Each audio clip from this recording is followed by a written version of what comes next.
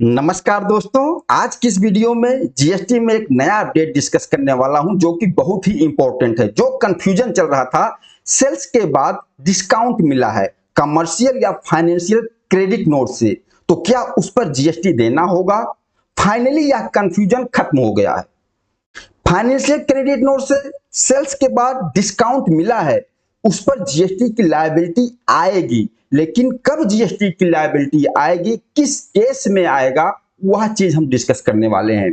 दोस्तों, यह पूरा जो कंफ्यूजन खत्म हुआ है किससे? सर्कुलर नंबर 251/08/2025 जो कि आया है 12 सितंबर 2025 को, बिल्कुल लेटेस्ट है।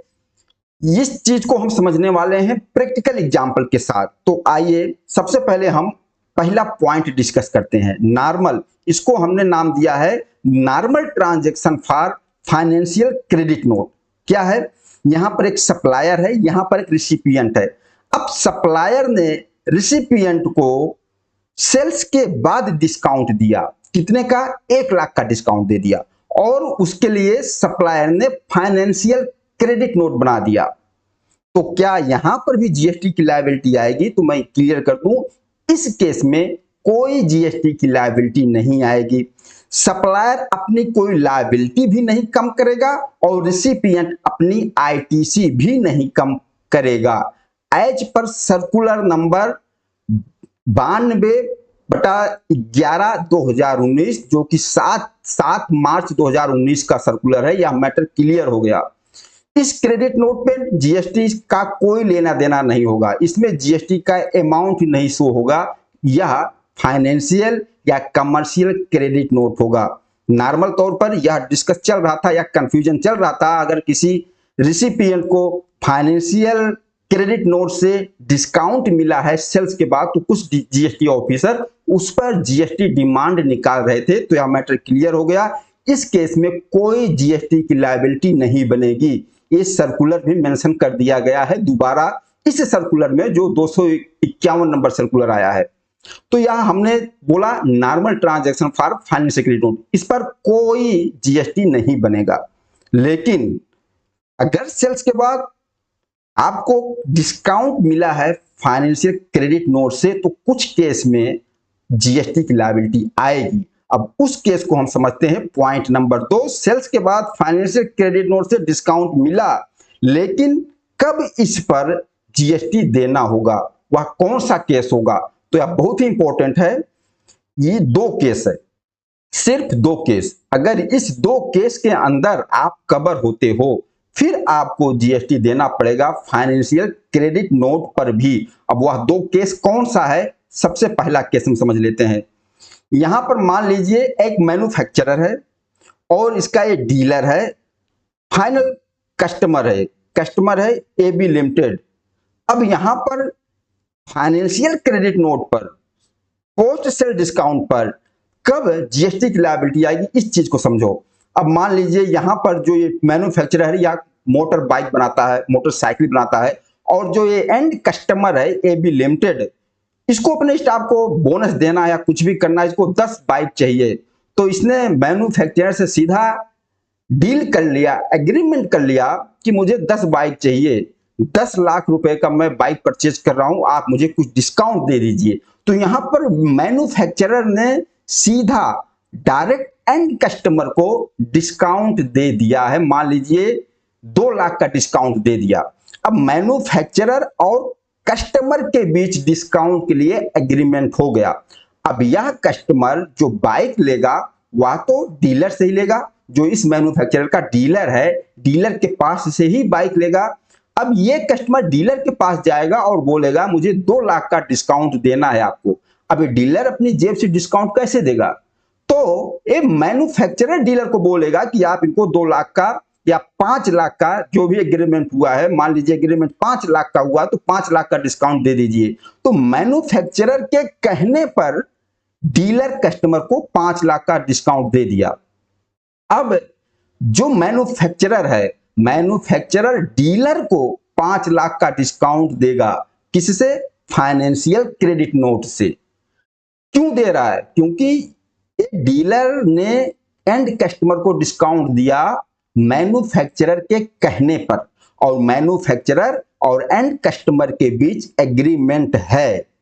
इस केस में मैन्युफैक्चरर ने डीलर को जो 5 लाख का डिस्काउंट दिया फाइनेंशियल क्रेडिट नोट से, इसको कंसीडरेशन मान लिया जाएगा और इस पर जीएसटी की लायबिलिटी आ जाएगी।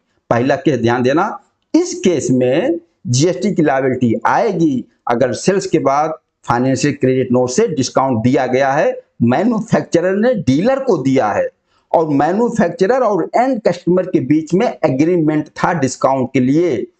उतना डिस्काउंट डीलर ने एंड कस्टमर को दिया और फिर वो डिस्काउंट मैन्युफैक्चरर ने डीलर को दिया, फिर इस पर जीएसटी की लायबिलिटी आ जाएगी। ओके, फर्स्ट केस तो ये हो गया।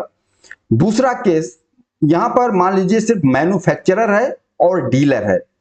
मैन्युफैक्चरर, डीलर ने मैन्युफैक्चरर के लिए कोई प्रमोशनल एक्टिविटी किया, एडवर्टाइज किया, उसका पोस्टर बैनर लगवाया, उसके सेल को बढ़ाने के लिए प्रचार किया और इसके बदले मैन्युफैक्चरर ने फाइनेंशियल क्रेडिट नोट बनाकर मान लीजिए 2 लाख का डिस्काउंट दे दिया डीलर को।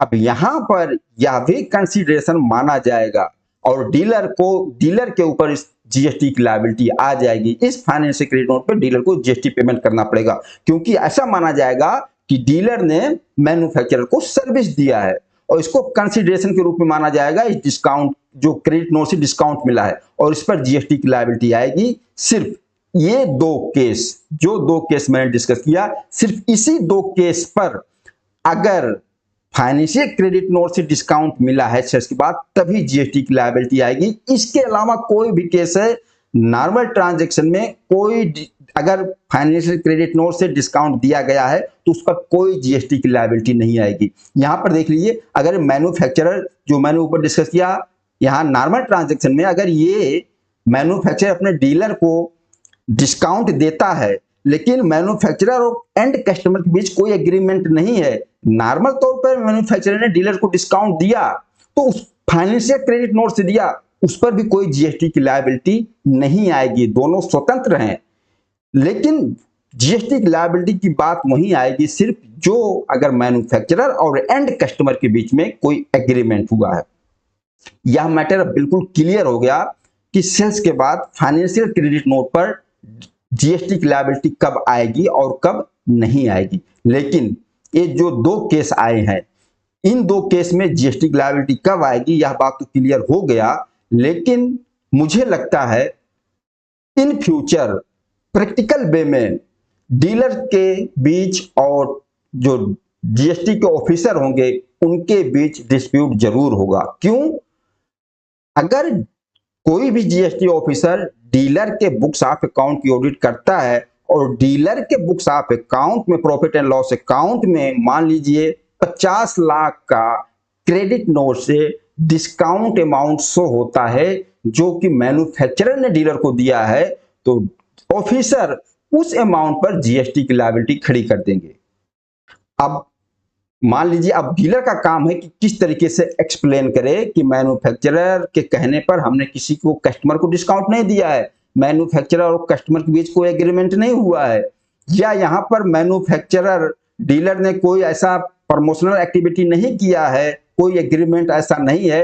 वो डीलर का काम है एक्सप्लेन करना, लेकिन जीएसटी ऑफिसर इस पर जीएसटी की लायबिलिटी लगाएगी, यह डिस्प्यूट चलेगा। क्यों? जीएसटी ऑफिसर ऐसा भी बोल सकते हैं कि आप जीएसटी बचाने के लिए एग्रीमेंट हुआ भी होगा तो आपने एग्रीमेंट छिपा लिया, एग्रीमेंट शो नहीं कर रहे हो, जीएसटी की लायबिलिटी खड़ी करेंगे। यह एक डिस्प्यूट आगे आने वाले टाइम में लगता है होगा, क्योंकि जीएसटी ऑफिसर को कलेक्शन करना है, रेवेन्यू को बढ़ाना हो तो लायबिलिटी निकालेंगे। अब यहां पर अब देख लीजिए, यह सर्कुलर आया है 12 सितंबर 2025 को। अब इससे पहले अगर मैन्युफैक्चरर ने डीलर को कोई डिस्काउंट दिया होगा और मान लीजिए मैन्युफैक्चरर और एंड कस्टमर के बीच कोई एग्रीमेंट हुआ भी होगा तो ये सर्कुलर तो पहले था नहीं।